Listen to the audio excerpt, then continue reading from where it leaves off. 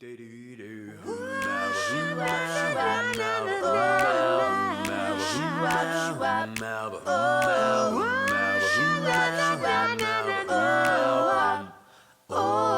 yeah.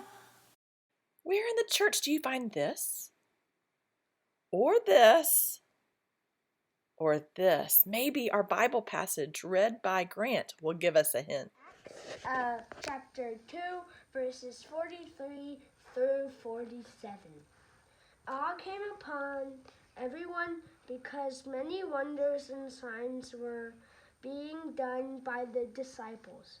All who believed were together and had all things in common. They would sell their possessions and goods and distribute the proceeds to all as any had need. Day by day, as they spent much time together in the temple, they broke bread at home and ate their food with glad and generous hearts, praising God and having the goodwill of all people. And day by day, the Lord added to their numbers those who were being saved. If you guessed I was here in our church kitchen, you are exactly right. Give yourself a round of applause or a pat on the back. Very good guess. So, did you realize that our church had a kitchen? Have you been here before?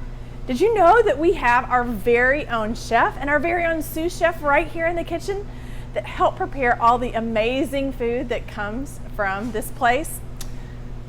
And have you ever wondered why we have a kitchen here? Why is it important for our church to build a kitchen into its space? Why was that a priority a long time ago when they built this part of our church? Well, I guess when I think about it, I think about all the stories in the Bible where food was at the heart of the story, where a meal was a really important piece of how the story unfolded, like Abraham and Sarah when they entertained the three strangers. They did that over a meal, right? Or how about when Jesus fed the 5,000?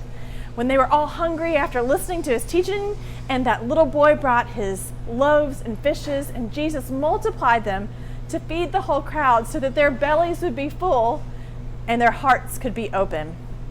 Or what about how Jesus shows up to the disciples after he is resurrected, and he shows up to them on the beach and he makes them a brunch on the beach.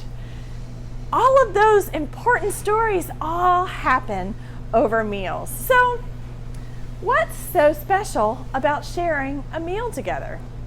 Well, you might not be surprised that I have a few ideas about this. One is that when we sit down to dinner together, one of the first things we often do is to bless the food. We connect the food on our table with God who provides. And that thankful heart with which we bless that food and which we set the stage for our whole meal is a really important piece because it invites God into our everyday and it recognizes how God is at the heartbeat of our life, providing for our very nourishment each and every day. And so maybe that's why the psalmist wrote, "Taste and see that the Lord is good." Because there was something about tasting the bounty of the harvest, tasting all of the things that came from God's earth, and understanding the qualities of God's heart, that God is inherently good and loves us very much. The table is also a place where we gather, right? It's a place where we sit down together. And when we sit down at a table, we have to look at each other, right? Sometimes it could even be awkward, all the eye contact that we have to make with each other.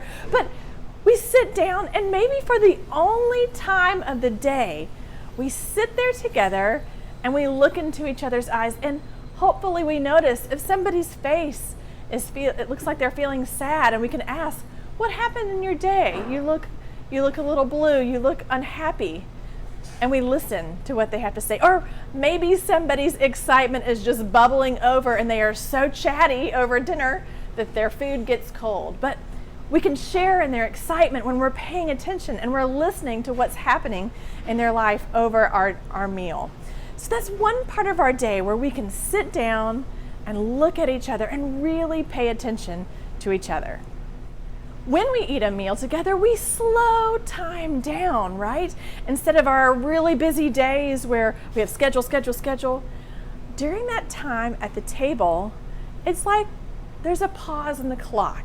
We can sit and hopefully talk while we eat, but maybe not do them at the same time because, you'll get in trouble for that. But we can be together without that hurry, without the rush, without the schedule that we have to meet. And so sitting at the table helps us to slow time down together.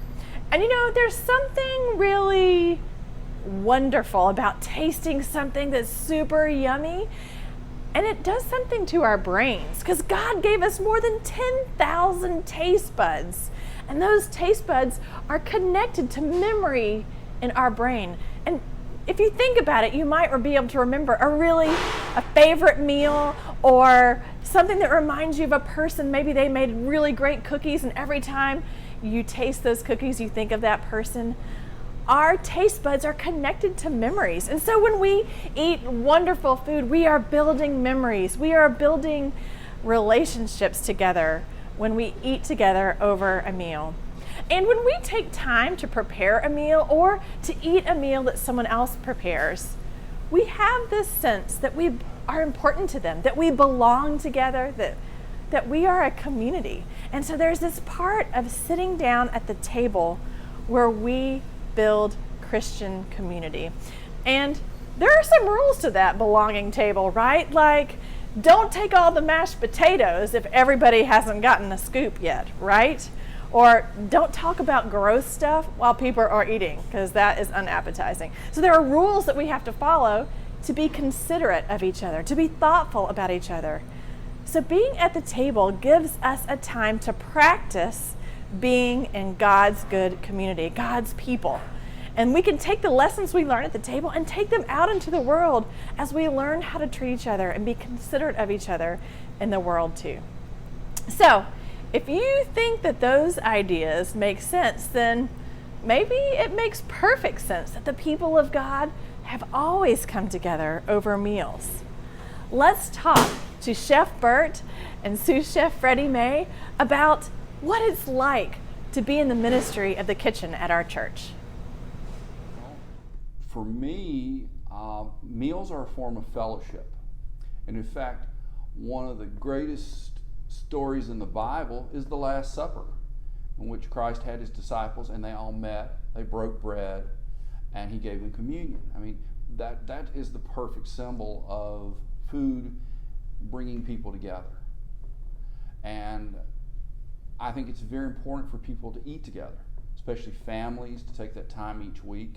And I think Wednesday night also allows a lot of people to get together that would normally not get together and come together and eat and enjoy conversation and just have a good time. So for me, that's one of the main reasons I think every church should have a kitchen.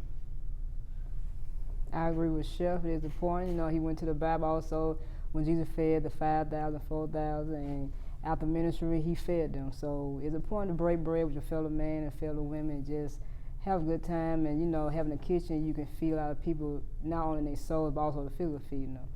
And there's nothing wrong with sitting down and just enjoying yourself and just talking about your day and talking about how great the Lord is and just encouraging each other. So I think it's important. It's not crazy. Restaurants are really crazy in the back of the kitchen. And what I mean that is there's a lot going on. People are moving all over the place. There's lots of noises. It's hot. It's bustling. Now, not to say on a Wednesday night we're not moving around here like that, but for the most part, it's a little bit easier. Also, the hours are a lot better. When I worked in the restaurant trade, I was working 70 to 80 hours a week.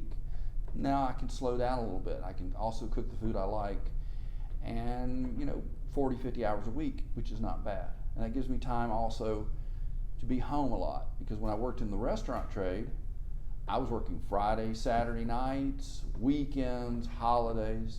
Now I get to be with my family, and that's a very nice perk. Yeah, I agree also. It's working in a restaurant very busy, very time consuming. We don't have time to do anything else. But in the church kitchen, you have more time to get to know your fellow people better. Not rushing all the time. Even though we do have events that you do have time, you gotta rush, but it's at a slower pace. It's better, less stress on you, and less like make your head hurt activities. But yeah, working in the kitchen at a church is much better than working in a restaurant. That there's a lot of stuff going on behind the scenes. We don't just open a bunch of cans and a bunch of frozen things and throw them in a microwave. In order to feed 200 or 300 people, we have to do a lot of work.